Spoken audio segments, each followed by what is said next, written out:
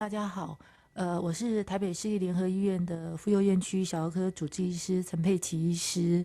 那我也是台北市长柯文哲市长的太太。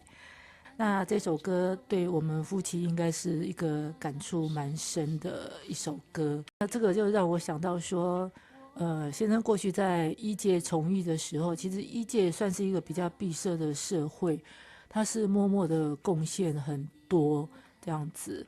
那在贡献的背后啦，就是说，他很辛苦，那一个人做了很多的事情，所以我觉得他在这条路上算是一个蛮孤独的。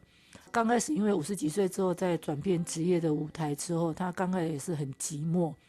那因为被认同的、被认识的那个机会不多，所以我觉得他在从政的开始是蛮孤独的。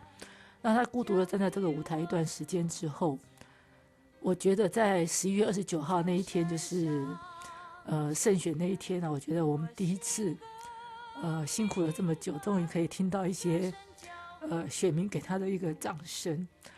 所以我对这首歌是觉得蛮有感触的。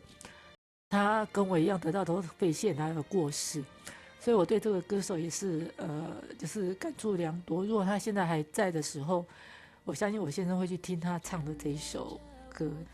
那上面有很多说很多的时间是青春不在，那情怀已改变。那以他先生跟我这样生活改变那么多，其实这首歌真的是我们人生之路的写照。那最后一句他要写到说，我还能够拥有你的爱。